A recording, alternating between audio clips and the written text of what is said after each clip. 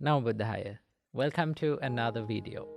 From today's video, I'm going to be sharing with you one of the most beautiful poems from the Buddha.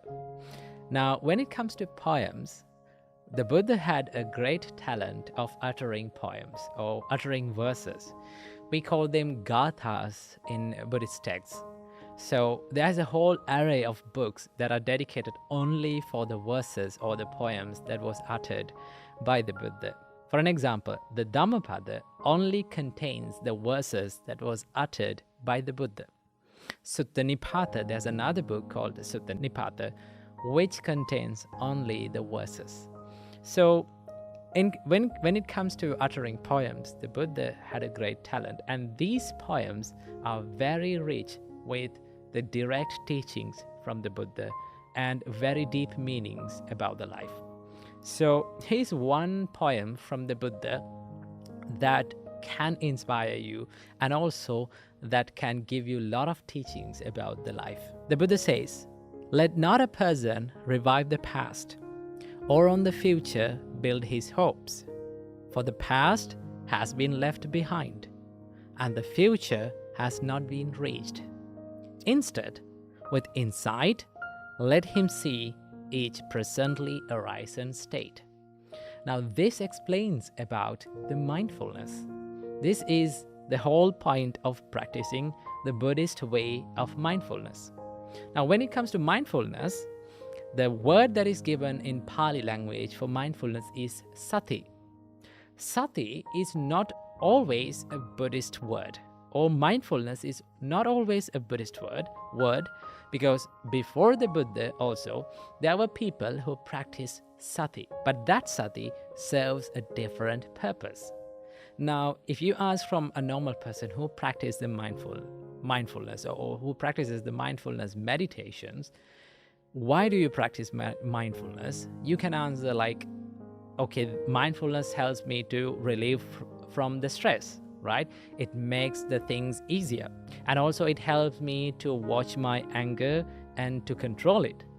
Now, it is true that all these purposes are served by the mindfulness, right? All these things are served by the mindfulness to control your anger, to control your emotions, to be more mindful, and also to relieve the stress from your life. It serves that purpose. But in Buddhist practice, the mindfulness serves a purpose that is beyond from these purposes. Okay, the Buddha says, "Instead, with insight, let him see each presently arisen state." Now, this is the whole point of practicing the Buddhist way of mindfulness, which we call samma sati. It is to see the change. It is to see the impermanence nature of life. In the first, the Buddha says, "Let not a person revive the past." That means, if you understand what is past, the past is gone. It is over now, right? So the Buddha says, do not run back into the past. Or on the future, build his hopes, right? Do not build hopes for the future. Why? The Buddha says, "For the past has been left behind." Now what is past is over now. It doesn't exist, right? And also, and the future has not been reached. Still, the future hasn't reached. So instead, what we have to do is, with insight, let him see each presently arisen state. What we have to do is to contemplate, to focus our mind, to focus our awareness on this present state of mind. We only live in this present moment, right? We don't live in past. We don't live in future. We can't live in past or we can't live in future. We only have the only moment that we own in this life is this moment that is fleeting. So what Buddha says is to be more mindful about the experiences that happens in this present moment. Because if you think about the past, it is just an illusion of your mind, right? For an example, we can think about the experiences that happened in the past. We can regenerate that experience in our mind. But that experience is something that happens when we think about the past. that experience is something that happens in right now, but it is disguised as past. We think it is past. Who thinks it is past? We think it, right? But that very thought happens in this very moment. Okay, so how to practice the mindfulness is to be less judgmental, or to be no judgment, to have no judgment about the experiences that happens in this present moment, and also to be more aware of it, right? Mindfulness is non-judgmental awareness. For an example, someone can think, okay, when you become mindful, you only keep your mind in the good place, in a good state. No, the Buddha says, saragang va chittang, saragang chittang ti bhajanati.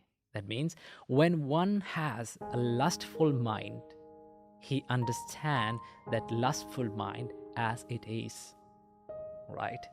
That means when he has anger in his mind, he understands the state of mind, that thought, as anger. Now the problem is, we become so much judgmental about the experiences that we have. Either we try to react positively, either we try to respond positively, or to react negatively, right? For an example, let's say we have an uncomfortable thought in our mind. For an example, like anger. What we do is we try to reject that thought, right? We try to reject and we try to push that thought out of our mind. The more we push, the more we create the anger. Okay, so in mindfulness, what we do is we don't judge, we don't label that thought, we just see it as it is. Now, when you do that, you start to not to react to that very thought.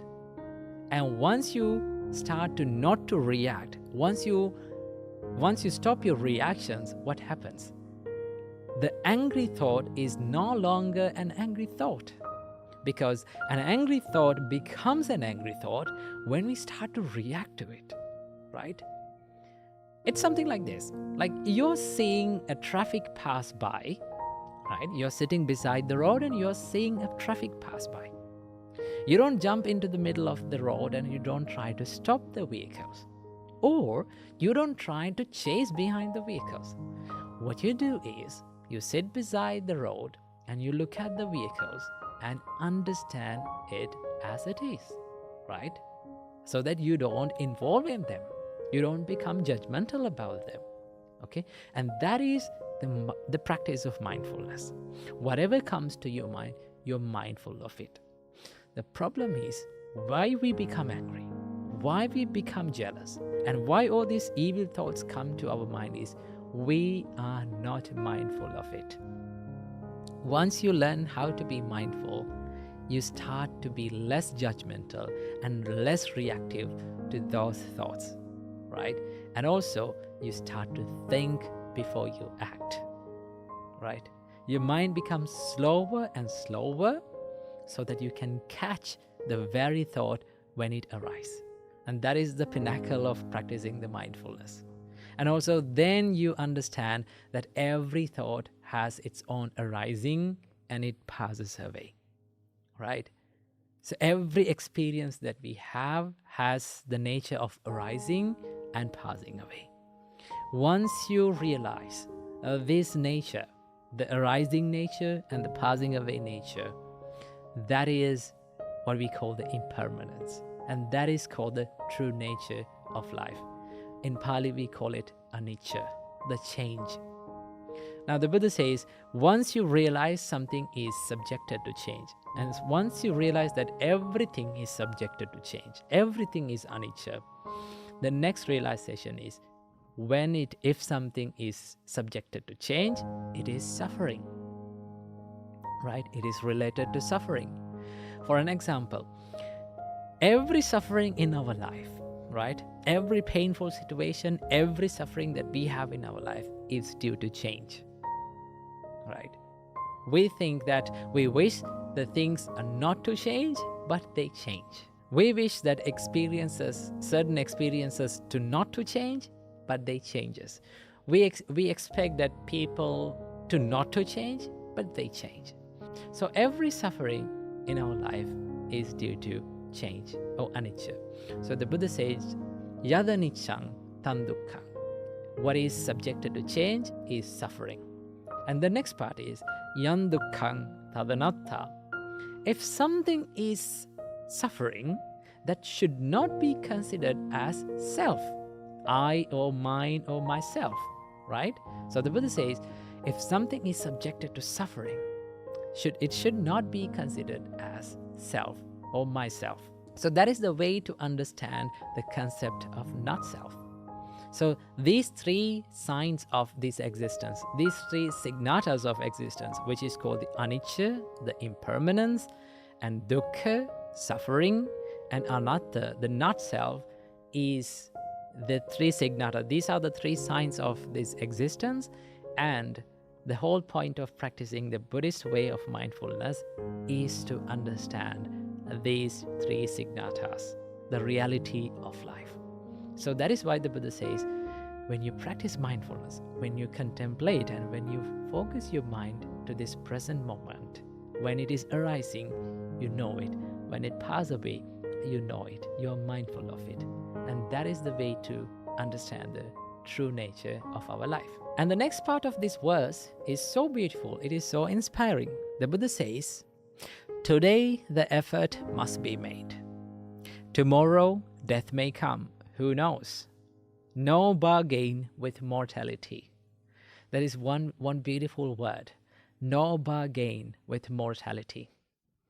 Understand that we all are mortal people. We all are subjected to death, and we all are dying. And there is no bargain with it. When that incident comes to our life, we have to get ready to go. So that when you understand this, the living moment, this present moment, is so valuable for you to practice this Dharma, for you to practice this spirituality, right? Once you understand that you are subjected to death, you value the value of life. And in the next part, the Buddha says, can keep him and his hordes away, but one who dwells thus ardently, relentlessly, by day and night, it is he, the peaceful sage has said, who has had a single excellent night. Once you understand the true nature of the existence, and once you are not running back to the past, and once you learn how to not to expect the future, and once you learn how to be in this present moment, and to understand the true nature of life, you can live an excellent night, or an excellent day, or an excellent life. So this is what Buddha meant from this beautiful poem. So the whole point of practicing the mindfulness in Buddhist practice is to understand the impermanence of life. So I think this little poem will help you to understand more about the Buddha's way of practicing mindfulness. So I have mentioned all the links and all the things that you need to read about this sutra and this poem in the descriptions below. So go check it out them, and also try to practice this mindfulness in your life. Try to add it to your daily life and enjoy a peaceful and a happier life. Namo Buddhaya.